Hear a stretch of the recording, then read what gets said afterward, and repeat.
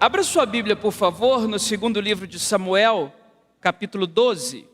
Segundo Samuel, capítulo 12. Nós vamos ler a partir do versículo 13.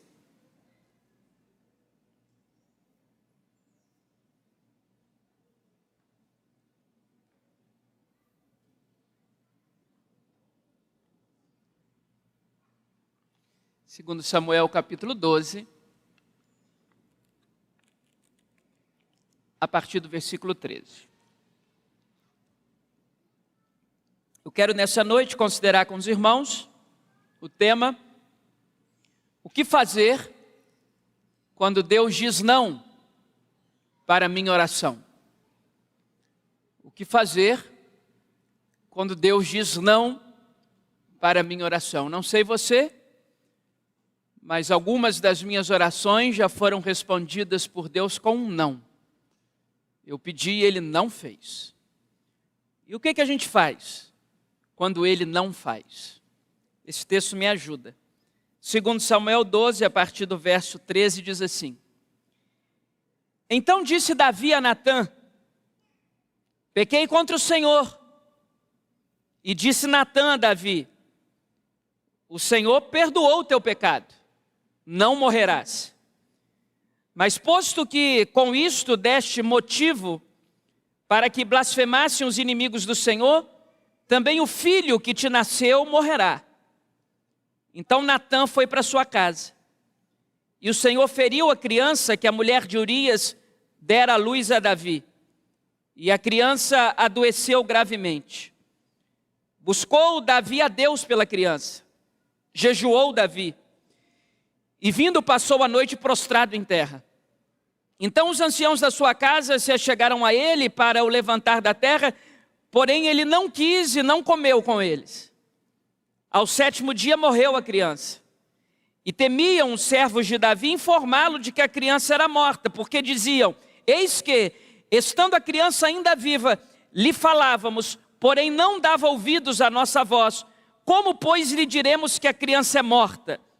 Porque mais ainda se afligirá. Viu, porém, Davi que os seus servos cochichavam uns com os outros, e entendeu que a criança era morta. Pelo que disse aos seus servos: É morta a criança? Eles responderam: morreu. Então Davi se levantou da terra, lavou-se, ungiu-se, mudou de vestes, entrou na casa do Senhor e o adorou, e depois veio para sua casa. Pediu pão, puseram-no diante dele e ele comeu. Disseram-lhe os seus servos: Que é isso que fizestes? Pela criança viva jejuastes e choraste. Porém, depois que ela morreu, te levantas e comestes pão? Respondeu ele: Vivendo ainda a criança, jejuei e chorei, porque dizia: Quem sabe se o Senhor se compadecerá de mim e continuará viva a criança? Porém agora ela é morta, por que jejuaria eu? Poderei eu fazê-la voltar? Eu irei a ela, porém ela não voltará para mim. Então Davi veio a Batseba, consolou-a e se deitou com ela. Teve ela um filho, a quem Davi deu o nome de Salomão, e o Senhor o amou.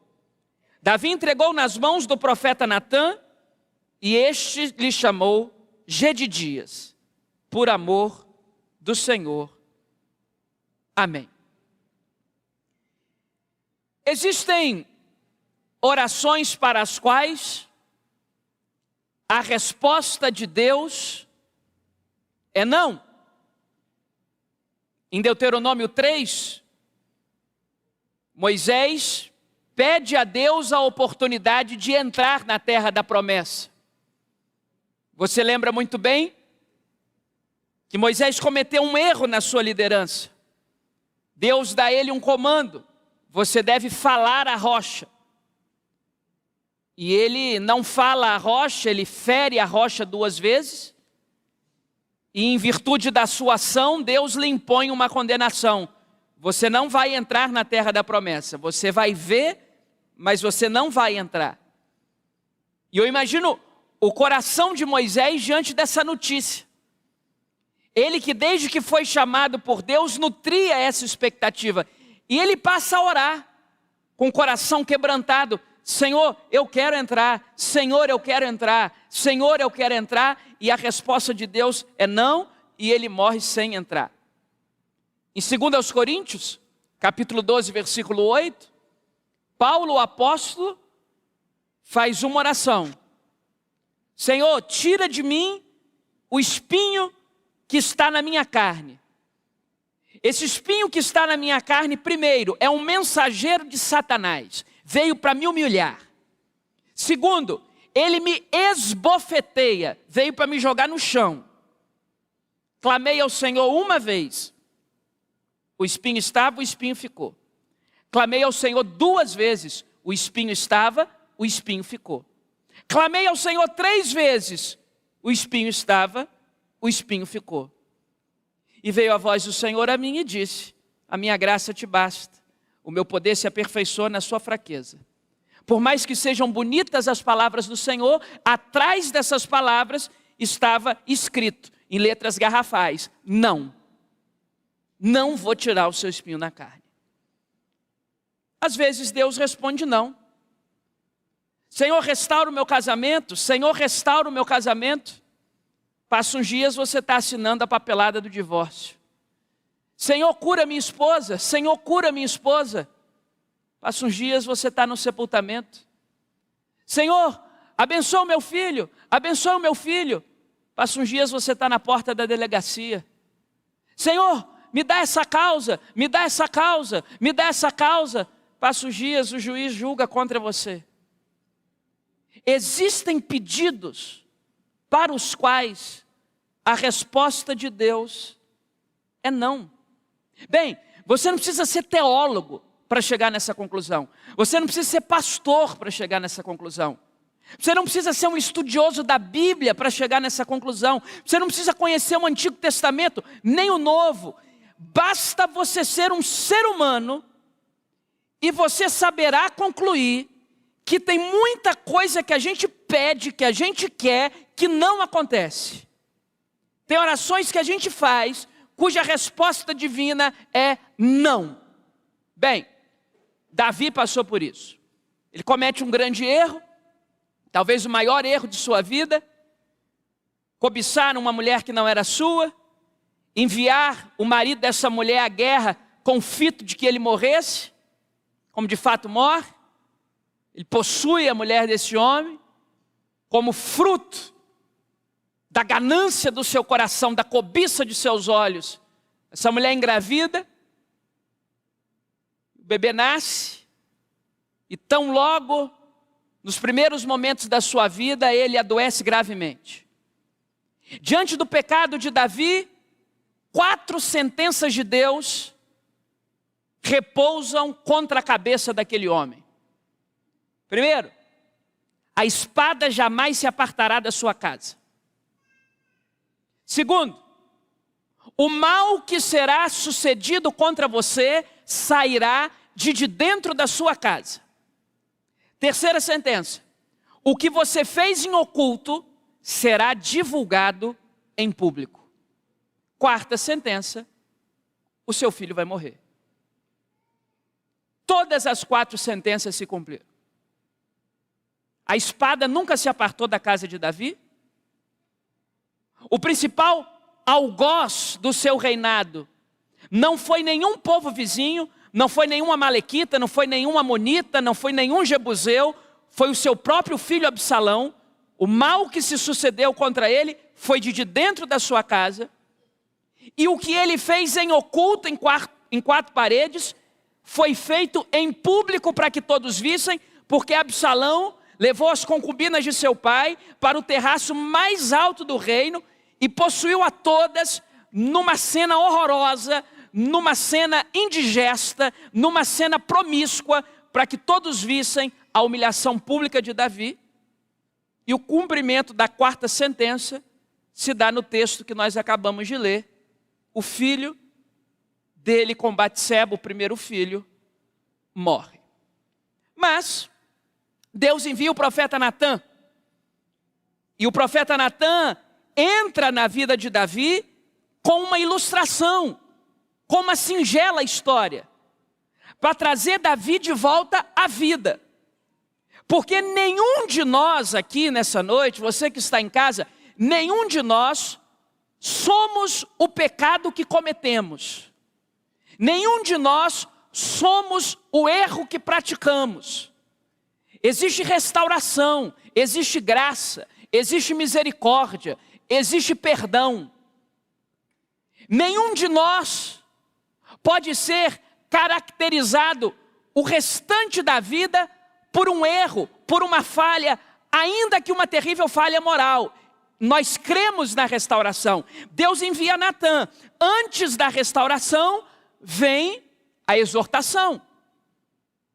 Ele conta uma singela história de um viajante que chega em determinado ambiente e que tem duas possibilidades para que se alimentasse.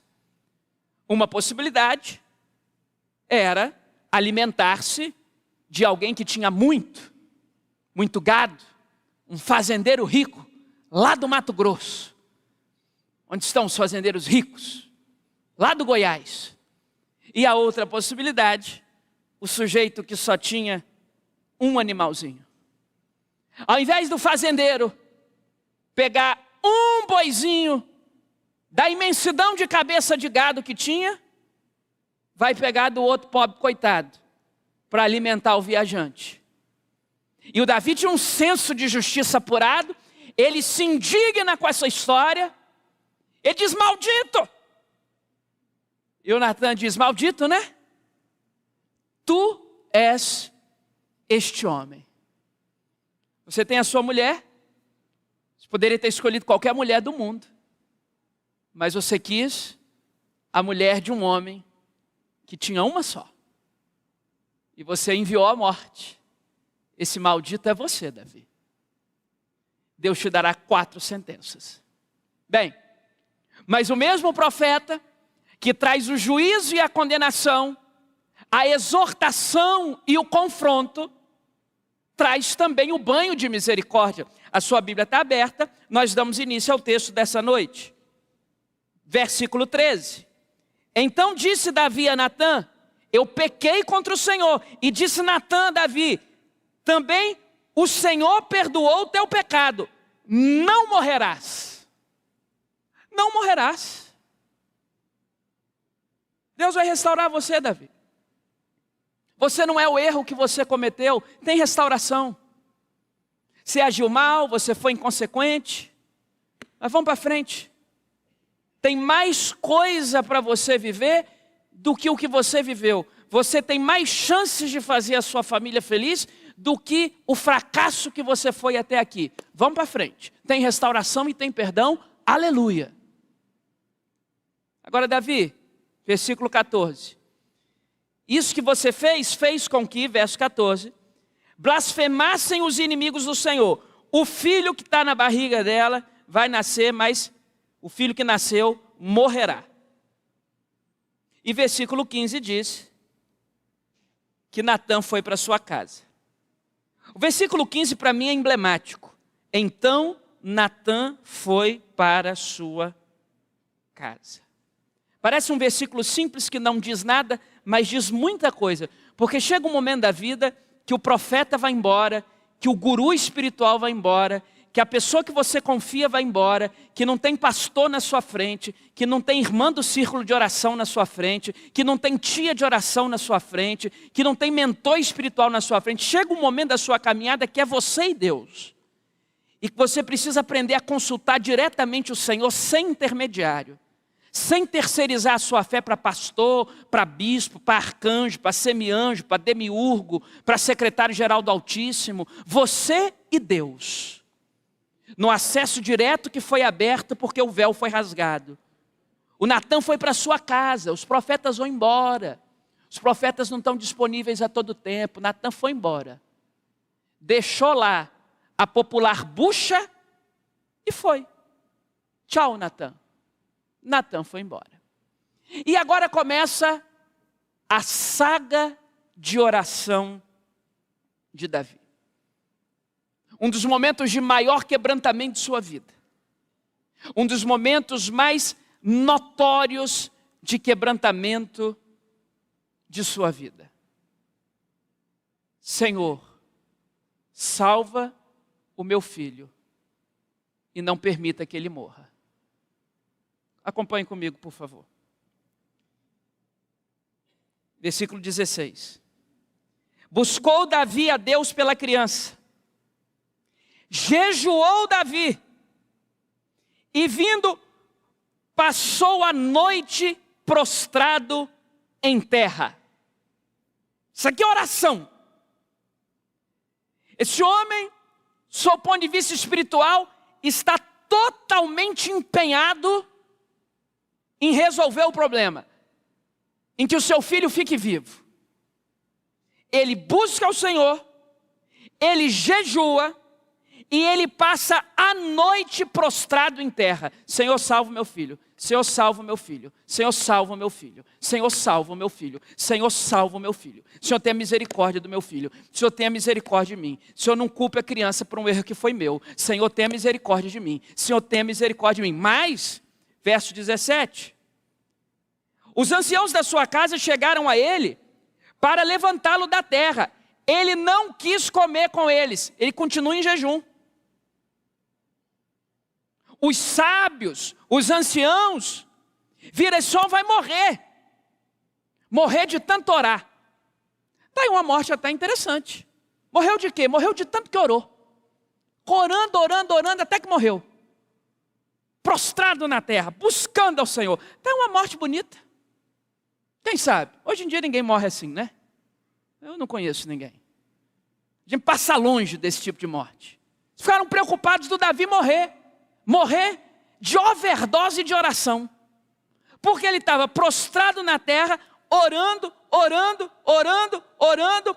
Come um negocinho aqui, Davi, esse jejum está prolongado demais. Eu não quero comer nada. Senhor, salva o meu menino. Senhor, salva o meu menino. Oração, quebrantamento. E Deus poderia ter salvo. Porque Deus é misericordioso. Não é questão de voltar e não voltar em palavra, porque Deus é o dono de tudo, Deus faz o que quer. Em Marcos capítulo 7, Jesus diz para a mulher cananeia: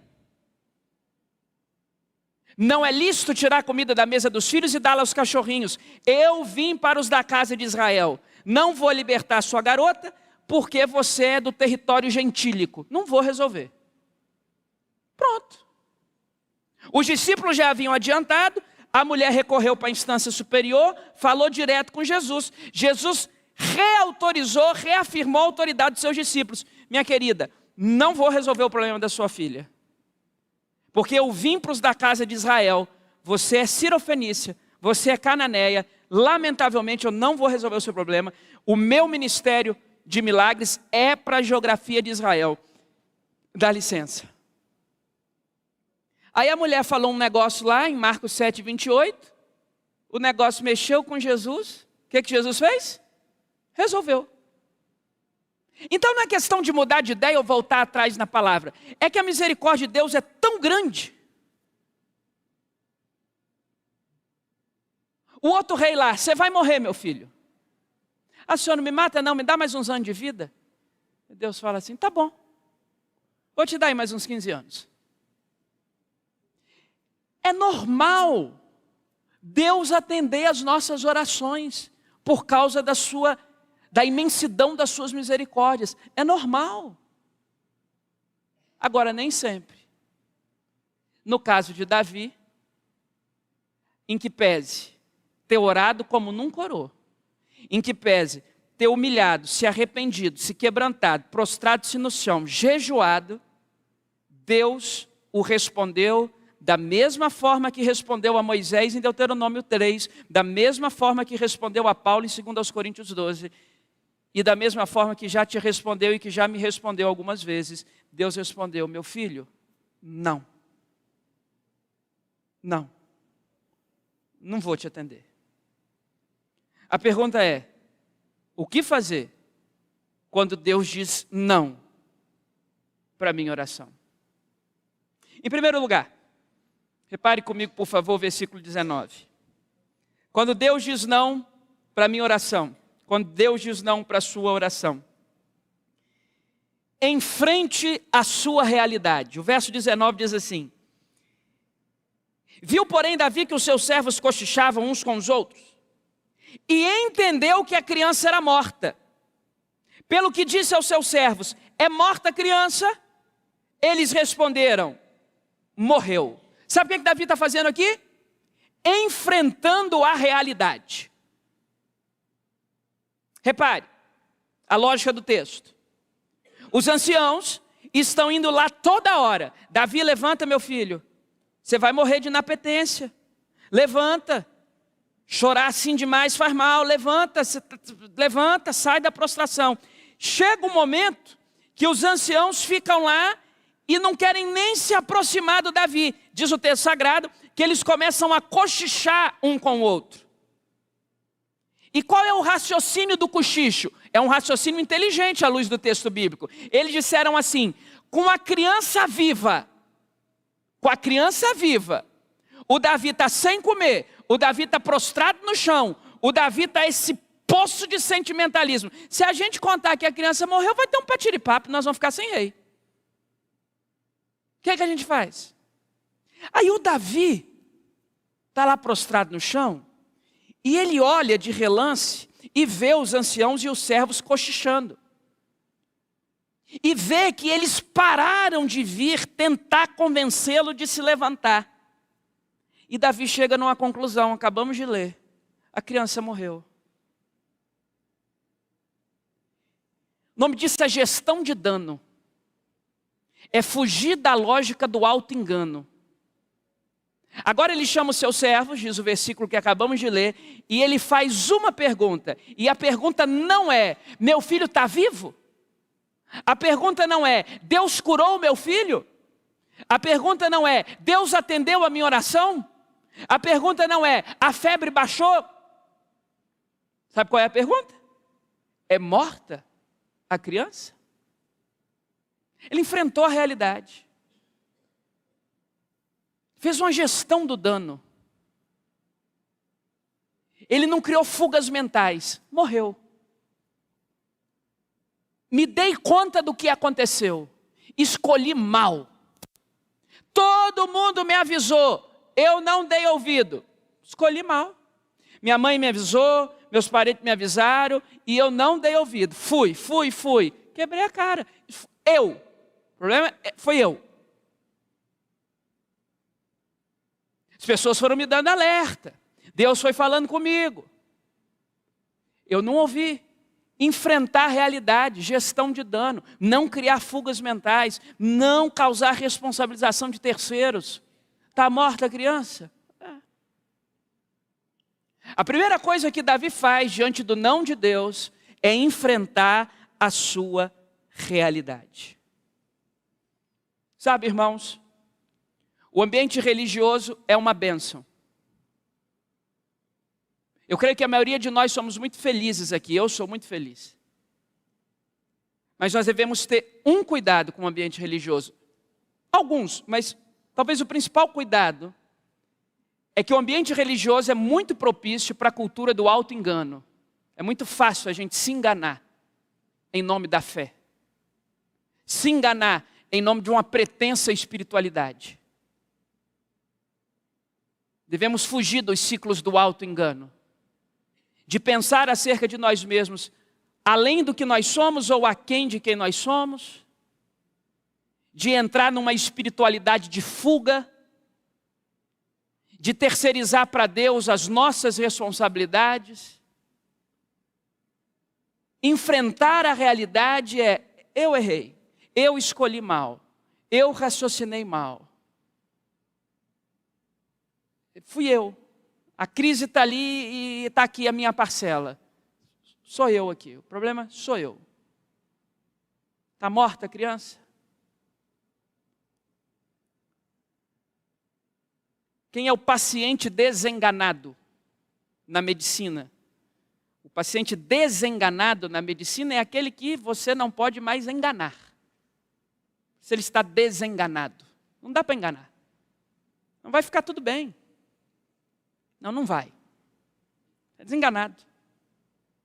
Eu acho essa expressão dolorosíssima. Desenganado. Não dá para enganar. E às vezes, esse ambiente do desengano é saudável nas nossas relações pessoais e na nossa fé. Nós não podemos cair em ciclos de auto-engano. Nós precisamos enfrentar a nossa realidade. É isso aqui que está acontecendo. A situação é essa. Humanamente é isso aqui. Vamos para frente. Vamos enfrentar. Essa é a realidade. Deus me deu um não. A realidade é essa. É aqui que eu estou. Esse é o meu ambiente. Essas são as minhas feridas. Essas são as minhas más escolhas. Eu vou ter que conviver com isso aqui. Segundo, versículo 20. Quando Deus diz não para a minha oração, não se afaste de Deus. Esse é o segundo ponto, claro no texto. Não se afaste de Deus. Deus te disse um não, não se afaste dele. Diz o verso 20. Então Davi se levantou da terra, lavou-se, ungiu-se, mudou de vestes. Vamos ler todos juntos essa parte. Entrou na casa do Senhor e adorou. Mais uma vez, entrou na casa do Senhor e adorou. Agora ele vai para a igreja. Porque quando Deus nos diz um não, esse não pode nos repelir da presença dele. Esse não precisa nos aproximar da sua santa presença. Porque que espécie de discípulos, que espécie de servos seríamos se só aceitássemos dele os benefícios? Que relação utilitarista seria essa com o ser divino, no qual nós só aceitamos os bônus? Não.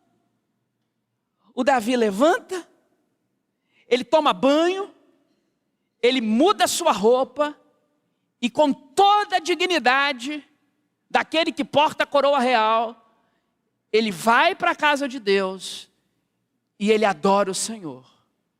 Porque por mais difíceis que sejam algumas circunstâncias da vida, elas não podem nos afastar de Deus. Quando Deus te disser um não, corra para perto de Deus e não corra de Deus. Porque tem um detalhe, os nãos de Deus sempre cumprem um propósito maior, ainda que nós não entendamos.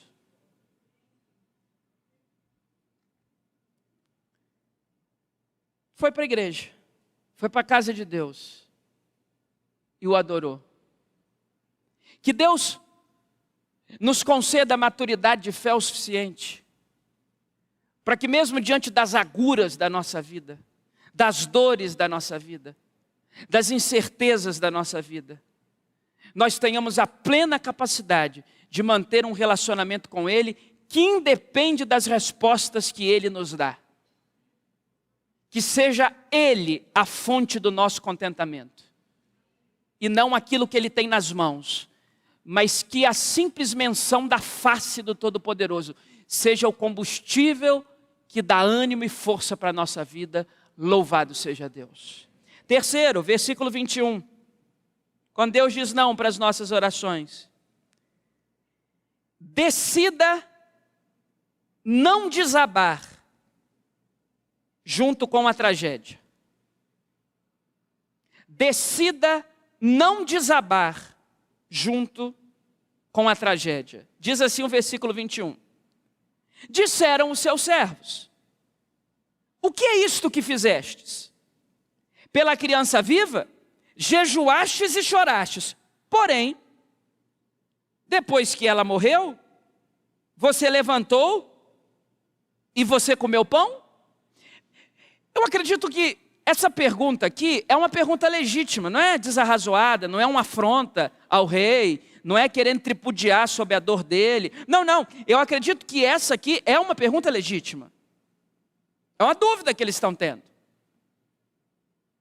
Olha a natureza da dúvida.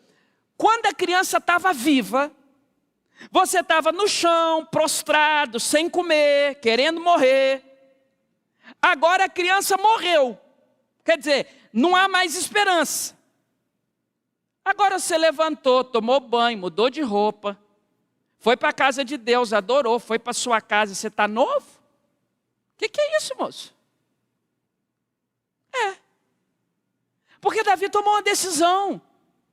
A decisão de não desabar junto com a tragédia. Quando Deus nos diz não, é para a gente não desabar junto com a tragédia. Já basta a tragédia. Que a tragédia fale por si só. Que a tragédia decorra por si só. Você não precisa desabar junto. Já é tão ruim uma ruptura relacional, já é tão ruim um diagnóstico no corpo, já é tão ruim uma crise conjugal, já é tão ruim um filho afastado da presença de Deus, já é tão ruim uma crise financeira, já é tão ruim uma viuvez, já é tão ruim um luto, já é tão ruim perder um filho, já é tão ruim perder um parente, já é tão ruim uma doença inadministrável, já é tão ruim uma tragédia, que nós devemos pedir ao Espírito Santo força para que nós não venhamos a desabar junto com a tragédia, porque uma coisa é a tragédia e uma coisa somos nós. Você pode ter um câncer, mas o seu nome não é câncer, você tem um nome. Você pode passar por um divórcio, mas o seu nome não é divórcio, você tem um nome. Você pode ser preso, mas o seu nome não é presídio, você tem um nome. Uma coisa é a tragédia, outra coisa é você. Você pode sepultar alguém que você ama, mas o seu nome não é morte, você tem um nome. O seu nome não é a doença que você carrega, o seu nome não é a infelicidade que te acometeu. O seu nome não é transtorno mental, o seu nome não é depressão, o seu nome não é esterilidade, o seu nome não é complexo de inferioridade. O seu nome não é o problema que você carrega, você tem um nome, você é uma pessoa. Uma coisa é o ser humano e uma outra coisa é a dificuldade. Então, já que não dá para escolher as dificuldades que chegam para nós, dá para escolher não desabar junto com a dificuldade, está entendendo? É o que Davi faz aqui. Toma um banho, põe a roupa e dá sequência à sua vida. Eu não vou desabar junto com a tragédia que me acometeu. Deus me disse um não, está dito. Ninguém muda o não de Deus.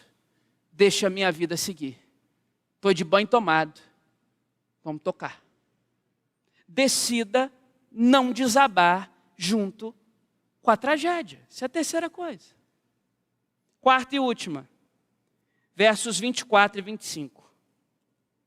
Porque se você quebrou, faliu, você não precisa quebrar junto. Você pode permanecer inteiro enquanto as coisas perto de você desabam.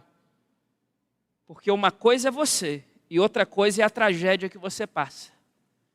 As tragédias passam, o ser humano fica. E a proposta da fé cristã é que você fique inteiro, apesar das múltiplas intempéries e aflições que nós somos submetidos dessa vida. Decida não desabar junto com a tragédia. Amém. Versos 24 e 25, em último lugar. O que fazer quando Deus diz não para a minha oração? Prepare-se para um novo capítulo. Prepare-se para um novo capítulo. Os nãos de Deus inauguram novos capítulos. Diz o verso 24. Davi veio a Batseba, consolou-a, se deitou com ela, teve um filho, a quem Davi deu o nome de Salomão, e o Senhor o amou. Davi o entregou das mãos do profeta Natã, e este lhe chamou Jedidias. Jedidias significa o amado do Senhor. Este é o Salomão, por amor do Senhor. O filho da tragédia se transformou no rei de Israel, o Salomão. É no ventre de uma história que começa errada, mas que recebe um banho da graça e da misericórdia de um arrependimento genuíno, que nasce o segundo homem mais sábio do mundo, o escritor de Provérbios, de Eclesiastes, de Cantares, o rei mais rico, Salomão, o amado de Deus. Um novo capítulo. Quando Deus diz não para uma oração nossa, é porque Ele está preparando um novo capítulo.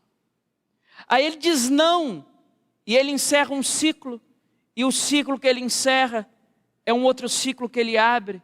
Benditos sejam os nãos que Deus nos dá, porque os nãos que Deus nos dá abrem novos capítulos da nossa história.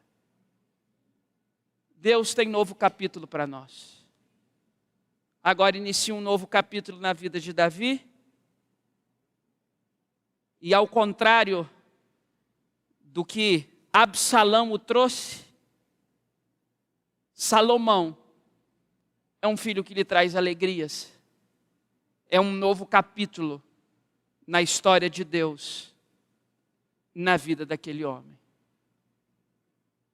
Às vezes Deus diz não e inaugura para nós um novo capítulo. Eu não sei você, mas sempre que Deus me dá um não, o primeiro sentimento é de frustração. Claro, eu sou um ser humano, eu não sou um herói. Eu sou um ser humano, eu não sou um arauto da fé.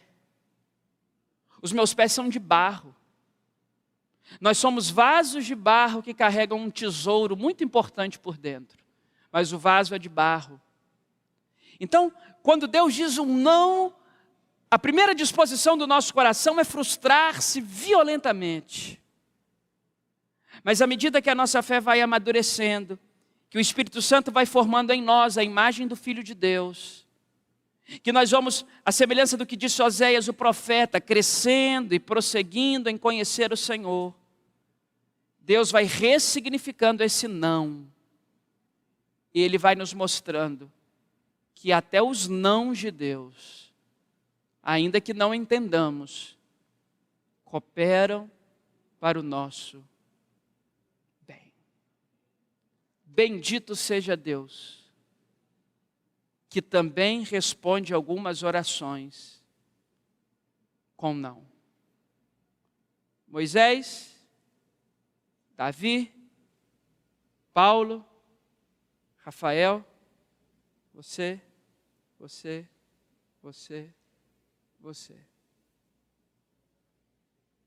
Todos nós,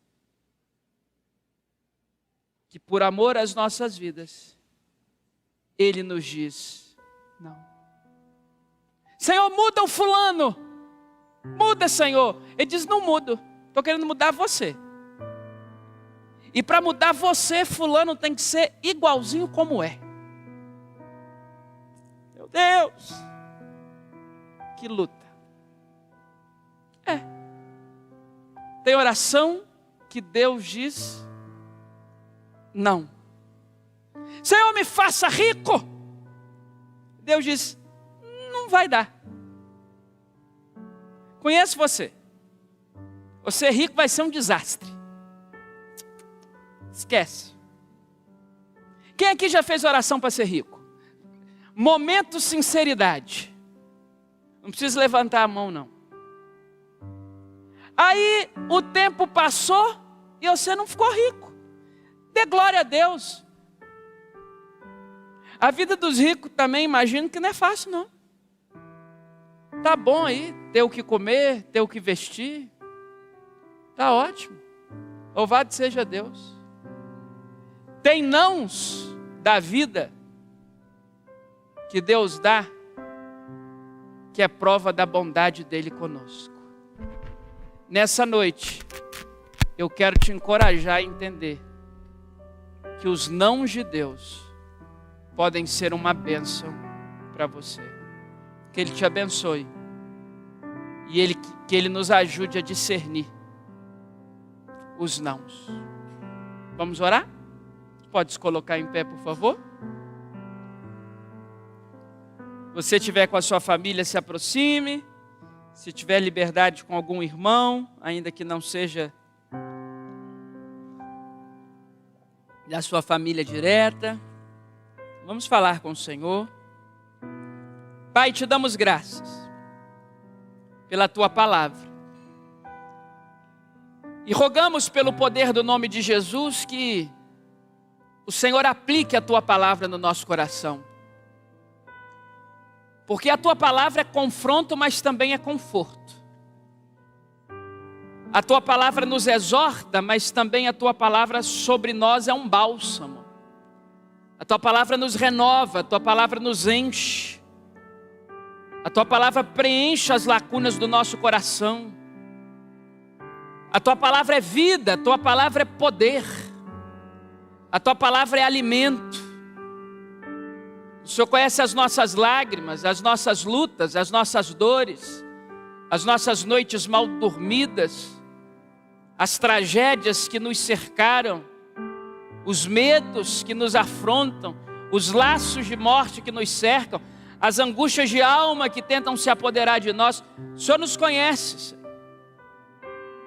O Senhor sabe os nãos que o Senhor nos deu e que doeram demais na gente. Mas nessa noite em tudo nós queremos glorificar o teu nome e pedir a tua ajuda para enfrentar a nossa realidade. E pedir a tua ajuda para fazer uma gestão de danos da nossa vida e fazer do sofrimento não um lugar de afastamento da tua presença, mas uma ponte de proximidade com o Senhor. E tomamos uma decisão hoje. Nós não vamos desabar com o sofrimento. Nós não vamos desabar com as tragédias. Nós não somos as dores que sentimos. Nós não somos o que fizeram contra nós. Nós não somos os erros que cometemos. Nós somos o que o Senhor diz que nós somos. E a tua palavra diz que nós somos os teus filhos e que fomos perdoados na cruz, lavados, redimidos, restaurados. E Senhor, traz um novo capítulo para a nossa vida. Fortalece a nossa fé. Leva-nos ao primeiro amor. Se há alguém aqui cuja fé está fria, que um dia foi uma bênção na tua casa e hoje está distante, traz de volta. Bota fogo nesse coração. Faz arder de novo a chama. Não existe nada melhor do que te servir e estar na tua casa, na tua presença. Não é esse ou aquele ambiente, essa ou aquela igreja. Não, Senhor. É a tua presença. Nós precisamos da tua presença. Dá-nos sensibilidade pela tua presença. E nos ajuda a entender que quando dizes sim ou quando dizes não, é porque és soberano e tens o melhor para nós. Seja sobre o teu povo o teu amor de Pai, a graça de Jesus e o poder do Espírito Santo, desde agora e para sempre. Amém.